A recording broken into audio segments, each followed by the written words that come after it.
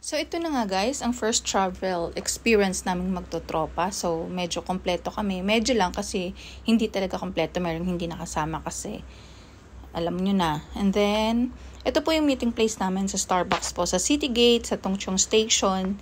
Then nagkape muna kami before heading sa aming destination. Hanggang sa inantay namin yung mga friends namin. Kain muna kami. Ayan, salamat nga po pala sa nag-sponsor ng aming breakfast. Thank you so much.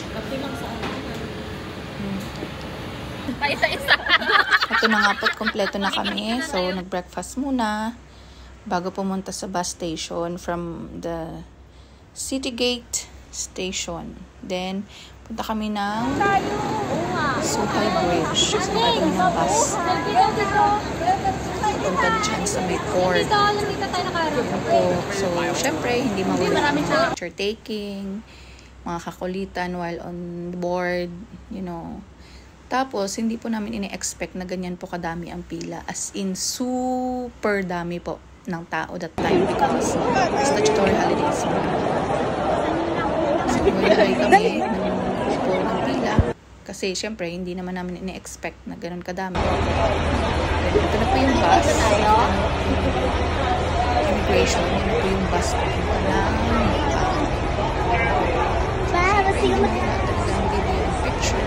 Bye! Papi nila. Yan po ang bus. Sinakyan namin. Super safe naman po siya at cheaper po siya than ferry. Kasi ang ferry medyo mahal.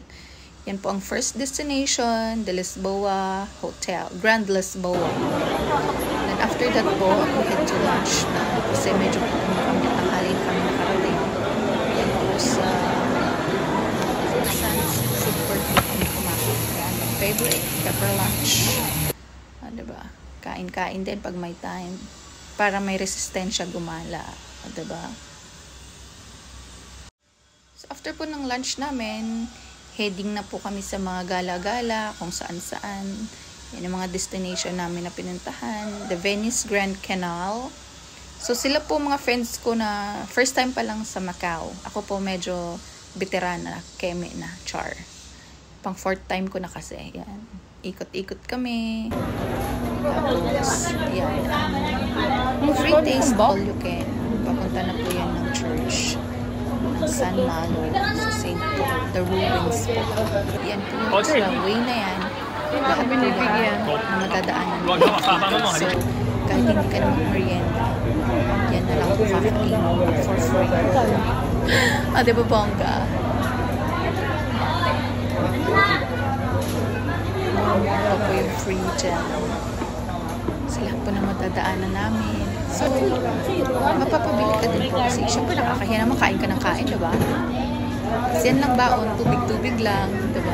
Or juice, whatever, panulak ba. Kasi yung specialty nilang egg tart. Special egg tart. Special. Tapos yan, mga like tapa. Free taste po. Ayaw pa niya sana. Super. Talagang tatawagin ka. This is po the ruins. And yung ibang mga photos ng mga tropa. So, nag-enjoy kami sa aming gala.